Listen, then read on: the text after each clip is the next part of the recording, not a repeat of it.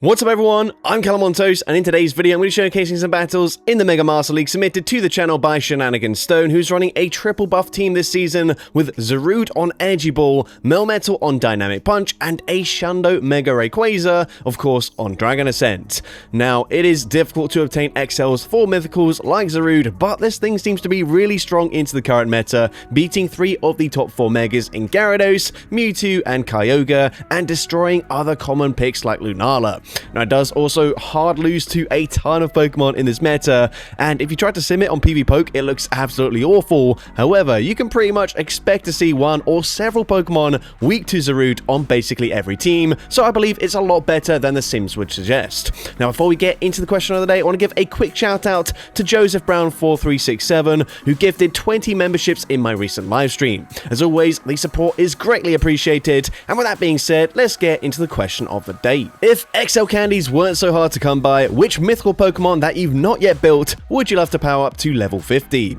Let me know in the comment section down below, and with that being said, let's get into the battles now. Let's go into the first battle, leading Zarude into Keldeo. This is going to be a fairly neutral matchup, can both hit for super effective damage. However, we're going to swap out straight away to catch the move onto our Rayquaza. Now, Rayquaza doesn't look particularly big here. The opponent's going to come in with a Mega Gyarados, and Rayquaza has decided actually to just completely dip out of this matchup. We barely hang on there. We're going to go for an Ancient Power. I think that is quite surprising, considering we're obviously only going to reach one charge move anyways. Might as well full send the Dragon Ascent there. But we're going to come back in with Zarude. This is going to be a really positive matchup. However, of course, we have seen there on Twister rather than on Aqua Tail and Crunch, and we're actually going to swap out and catch the Twister onto our Melmetal, where, of course, that is resisted damage. The opponent going to come in with their final Pokemon, which is going to be a Dawn Wings Necrozma, so they are very weak to Zarude here. Of course, not many people running Zarude in the Master League, so it doesn't make an awful lot of sense to build teams specifically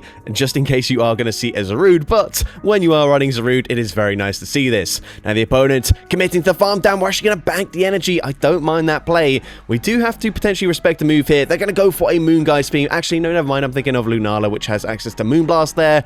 I do get them sort of mixed up as they are, well, the same typing and pretty much the same Pokemon. But anyways, we're going to go and fire off the Energy Ball. Energy Ball is going to grab the final shield from the opponent, and Zarude still able to reach yet another Energy Ball, of course, costing a lot less energy this season, getting the knockout there. They come back in with the Gyarados, but they get fully farmed down there, and of course, we can reach a Dark Pulse. This is complete overkill here, but Dark Pulse, double super effective, takes out Necrozma, and we're able to take that game.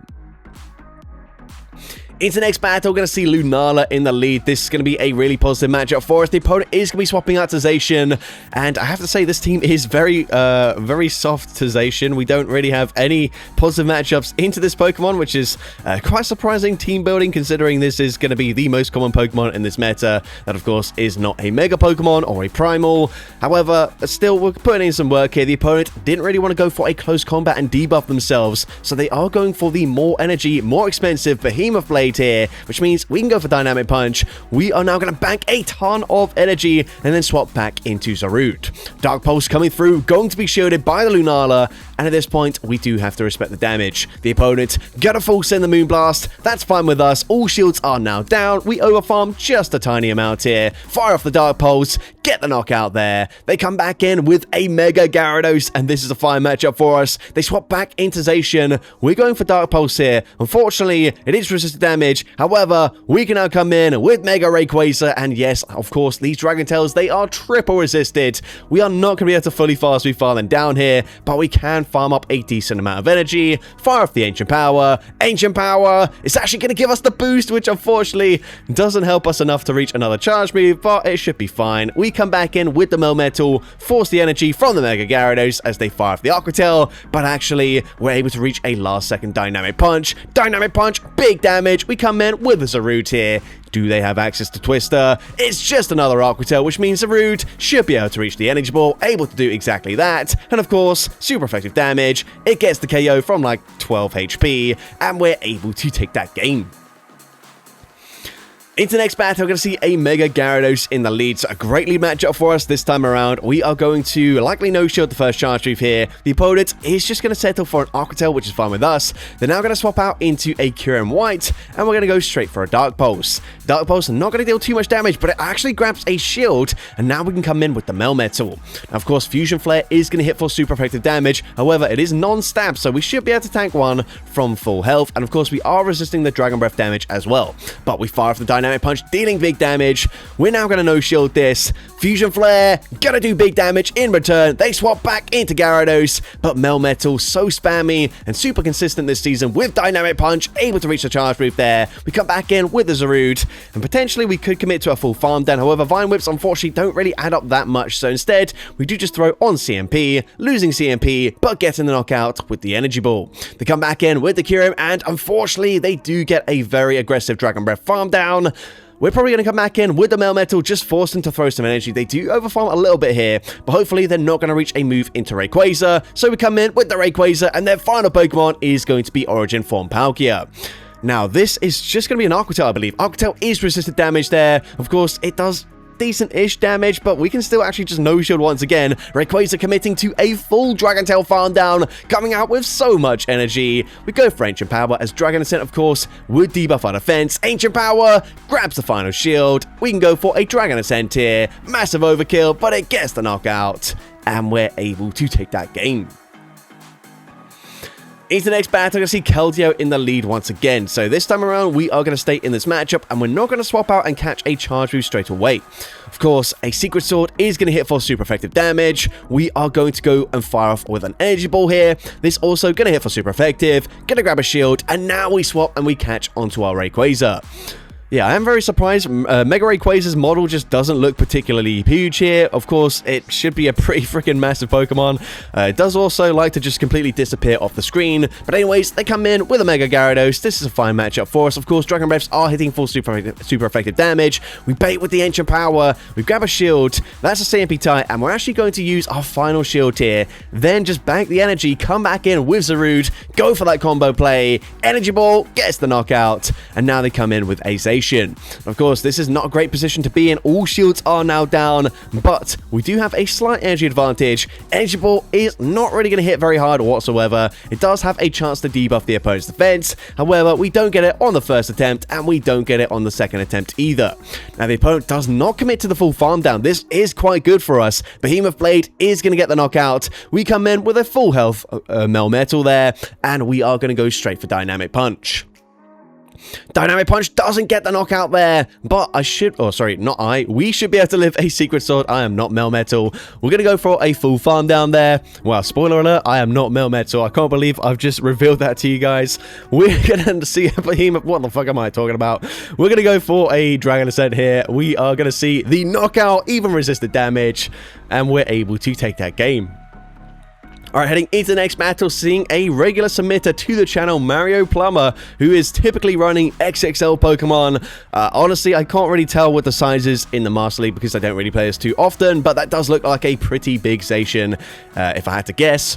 Also, this trainer did submit some battles in the Ultra League. Of course, I was away on holiday over the past week, so I didn't get around to showcasing them, but I am excited to see what they've sent in. Either way, we're going to shield the close combat. We're going to go for a Dynamic Punch here, and Dynamic Punch is going to get the knockout. Now, of course, we could have thrown slightly earlier there, not force a CMP tie, which did put us down a shield, which isn't really ideal for us. But Dynamic Punch, not really going to deal too much damage up against a Groudon, but we're going to swap out and catch the move onto Rayquaza.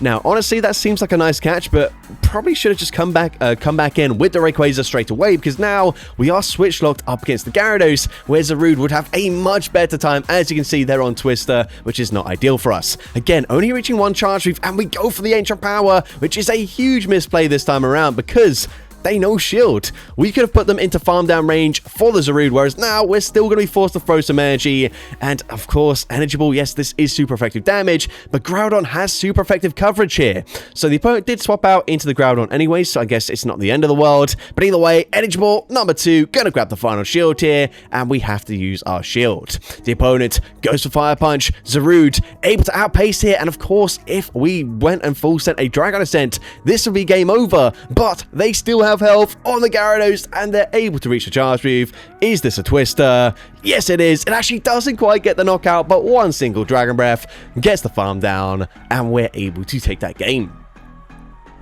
Into the next battle, we're going to see a Primal Kyogre in the lead. We are going to stay in this matchup initially, of course. Very likely that they have Avalanche for coverage here, so we go for the Energy Ball, and then we swap out straight away to catch it onto our Melmetal.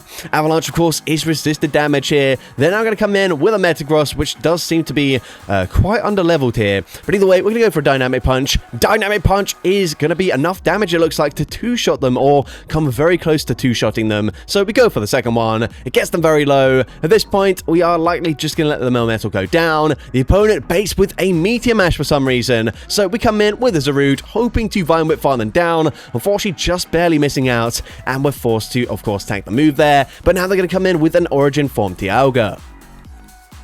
We go for Dark Pulse. Dark Pulse not really dealing too much damage here. And we commit to another Dark Pulse, but just barely miss out there due to the Dragon Breath damage. That is unfortunate for us. Of course, Energy Ball wouldn't really be that useful chip damage anyways, as it is double resisted. But either way, we're going to come in with the Melmetal, and we're actually going to look to overfarm here. Basically just forcing them to throw their energy. And now we come in with the Mega Rayquaza. We are likely going to shield once and then commit to a full farm down. So we're going to shield the Iron Head. The opponent is going to swap back into their Primal Kyogre, and this time around it does make sense to bait with the Ancient Power. Ancient Power is not going to give us the boost, unfortunately, but I don't think it really matters here. Dragon Ascent gets the KO anyways, and let's see what they want to do. They have two very low HP Pokemon remaining. We Dragon Tail, farm down Dialga, we farm down the Metagross as well, and we're able to take that game. Into the next battle, we're going to see another Mega Gyarados in the lead. So it seems to be a fairly common Mega in this meta, which of course is great news for the Zarude. They go for a Twister there, which is going to hit for neutral damage, but it is of course non-stab. We can now go for the Energy Ball, which is super effective damage, and we're able to grab a shield. We then swap out. Do we catch another Twister onto our Melmetal? No, this time around they actually just went for an Aqua Tail. They're going to come in with a Metagross here, but that's okay with us. We can go for Dynamic Punch. This time it does seem to be a fully powered up Metagross, so they should be able to tank two Dynamic Punches pretty comfortably. The opponent is, however, going to bait with another Meteor Mash. I'm quite surprised that they are baiting there instead of going straight for the Earthquake. I guess this does eventually put us into farm down range, but the opponent realizing we're going to reach another Dynamic Punch, and so they go for another Meteor Mash. Now, we will resist the fast food pressure on our Zarude, but we do still have two shields, so we might as well shield here and then commit to a full Vine Whip farm down. The opponent gonna allow the farm down to happen, and they've got an Ursaluna in the back, potentially a Shadow as well. Energy Ball gonna do huge damage. We swap into Rayquaza straight away, and the opponent comes back in with the Gyarados.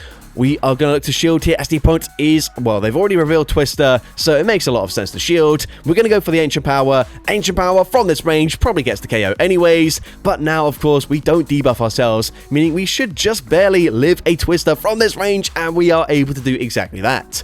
Ancient Power will get the knockout, and then we just swap instantly back into Zarude. We've already got the Energy Ball loaded. This is super effective damage. It will be enough damage to take out the Ursaluna, and we're able to take that game. Is the next battle going to see a Mega Metagross in the lead. So they're on Bullet Punch here, which is not resisted damage. However, it does make them slightly slower to reach the charge moves. We are going to shield a Meteor Mash, as that will do quite a lot of damage, and then fire back with a Dark Pulse. Dark Pulse going to be shielded by the Metagross. Do we look to catch the next one? We tried to catch it, but I think that might have been slightly too soon there. The opponent, either way, going to hold onto the energy, which is not ideal. We go for Dynamic Punch, and Dynamic Punch not really dealing too much damage. We're actually going to no-shield our Melmetal, and again, the opponent baiting. Why aren't they throwing Earthquake into Melmetal? What is the deal here? Again, just throw the super effective charge move. I don't understand this play whatsoever, but either way, Dynamic Punch, gonna be shielded. We go for the combination play, coming back in with Zarude, sniping with the Dark Pulse, and Dark Pulse, of course, super effective, gets the knockout. But unfortunately, they've got Ice Fang Reshiram in the back. Sorry, not Reshiram, Ice Fang Kyurem here, Kyurem White in the back, and that is not ideal for the Mega Rayquaza. We come in with the Melmetal, but the opponent able to just fully farm us down there. I guess we were hoping to force some energy, but that is not the case.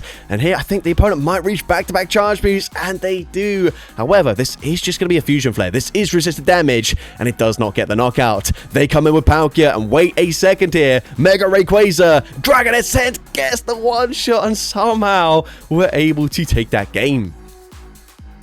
Into the next battle, this one is going to be a Reshiram. Honestly, these fusion Pokemon are just confusing the heck out of me. We don't play the Master League an awful lot, so it is a little bit confusing. But either way, we're going to come in with the Mega Rayquaza to catch a Fusion Flare, and the opponent's now going to come in with a Primal Kyogre.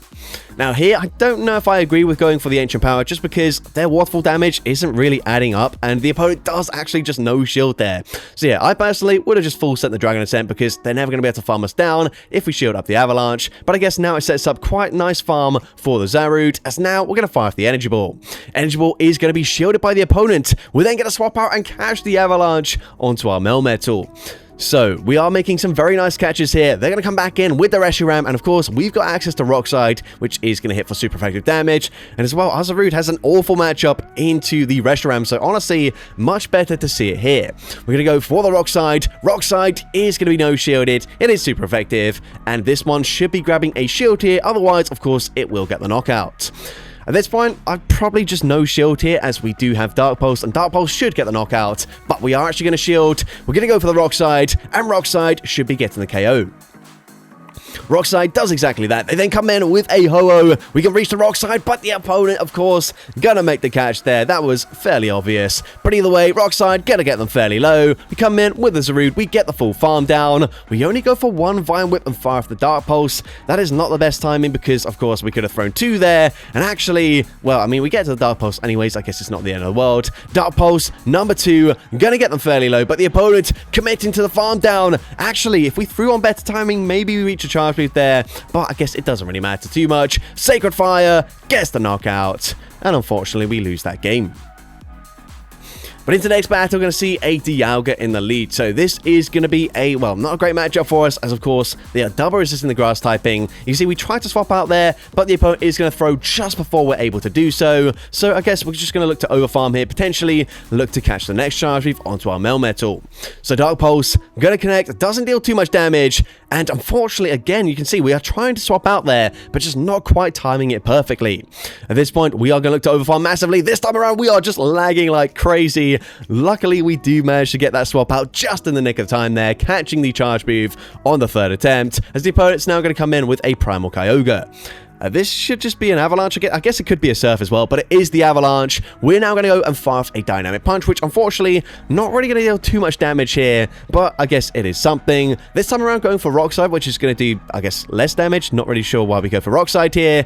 I guess maybe setting up a bigger farm for one of our Pokemon in the back. I don't really know. Either way, it doesn't really matter too much. We're going to fire off the Energy Ball. Energy Ball is going to be shielded by the opponent, but the opponent getting greedy, committing to the farm down, and Zarude, super spammy now, able to reach another Energy Ball there, and now we're going to come in with the Rayquaza up against the Dialga. We're going to look to shield and then commit to a full Dragon Tail farm down. The opponent's final Pokemon is going to be a Ho-Oh, but we've got access to Ancient Power. It's going to be very interesting to see how much damage this does. Ancient Power is, of course, well, actually, I think we might have just got the boost there. The sort of writing did come up quite late, but it gets the one shot. We Dragon Tail, farm them down, and we're able to take that game. Also very interesting that we went for 2 Dragon Tails there, because I guess the opponent could have gone for a Brave Bird.